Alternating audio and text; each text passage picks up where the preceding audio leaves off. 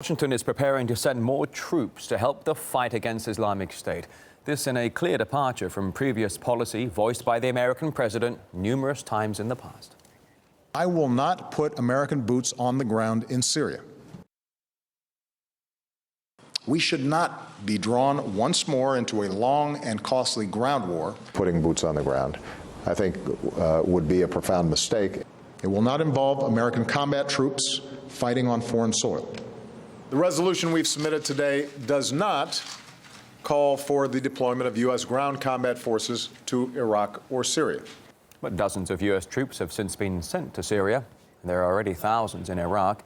And the Pentagon now wants to help Baghdad retake a key city from ISIL. RT's Guyane Chichakan now reporting on a potentially changing strategy.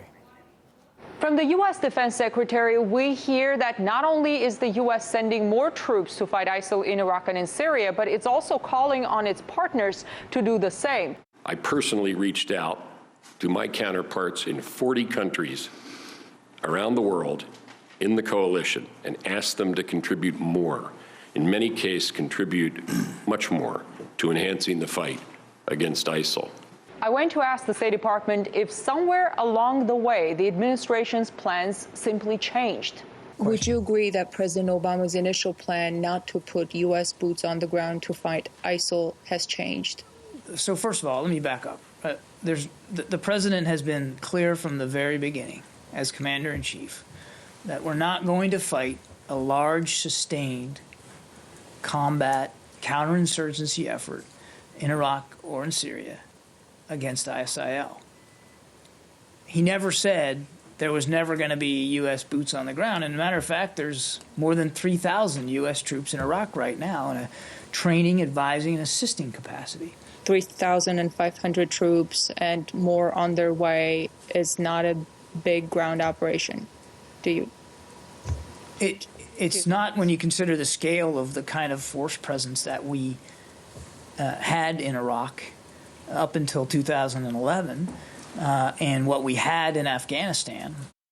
Well, previously, at the height of the Iraq War, the U.S. deployed somewhere around 160,000 troops. So if that is the administration's current point of reference, then maybe even a deployment of 30,000 troops will not be considered a major ground operation. It's really not clear at this point where the boundaries are.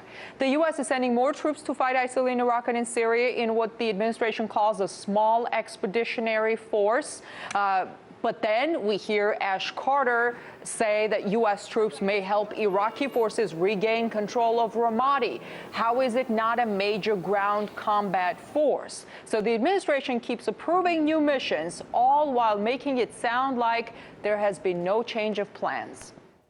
Well, some observers are saying that Washington appears to be dragging its feet when it comes to a serious push to defeat Islamic State.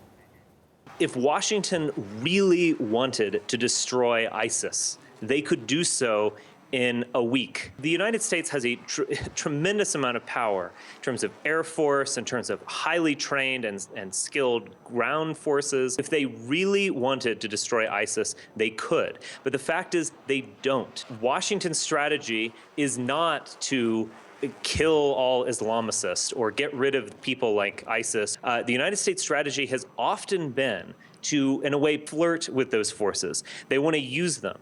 And again, this is playing with fire. Washington was interested in funding al-Qaeda in the late 70s. That didn't turn out very well.